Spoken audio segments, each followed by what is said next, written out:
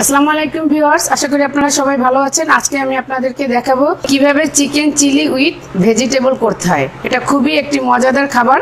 চলুন তাহলে মূল রান্নায় চলে যাই। চুলায় একটি ফ্রাই প্যান বসালাম। এর মধ্যে আমি দিয়ে দিলাম প্রায় 1.5 টেবিল চামচ পরিমাণ সয়াবিন তেল। এর মধ্যে আমি হাফ কাপ পরিমাণ হাড় ছাড়া বুকের মাংস নিয়েছি। এটা ছোট ছোট করে কেটে নিয়েছি, এটা দিয়ে দিলাম আমি হাফ চা চামচ পরিমাণ আদা রসুনের পেস্ট, কোয়ার্টার চা চামচ ধনিয়া গুঁড়া, লবণ দিলাম স্বাদ মতো। আমি এটা 2 মিনিটের জন্য ঢেকে দিলাম। খুলে দেখি এটার কি অবস্থা। এর মধ্যে আমি দিয়ে দিলাম কোয়ার্টার চা চামচ গোলমরিচের গুঁড়া, দিয়ে দিলাম কিছু বেবি কর্ন,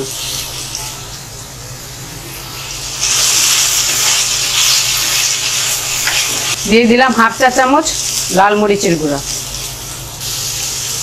সামান্য পানি দিয়ে দিলাম, একটা ঢেকে দিয়ে দিলাম।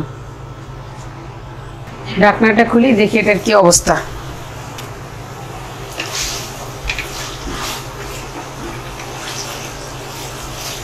দিয়ে দিলাম কোয়ার্টার চা চামচ গরম মশলা, দিয়ে দিলাম কিছু ক্যাপসিকাম,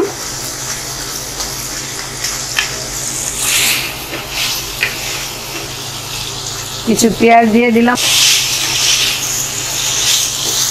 দিয়ে দিব সামান্য পানি।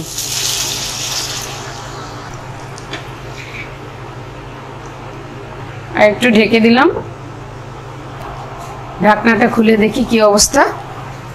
এর মধ্যে দিয়ে দিলাম কিছু টমেটো, এর সাথে দিয়ে দিলাম কিছু কাঁচামরিচ কুচি,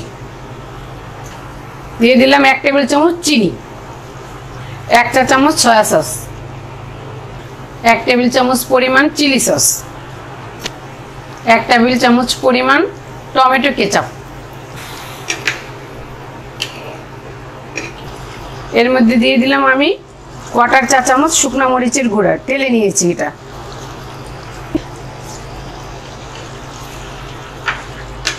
দর্শক, হয়ে গেল আমার চিকেন চিলি উইথ ভেজিটেবল।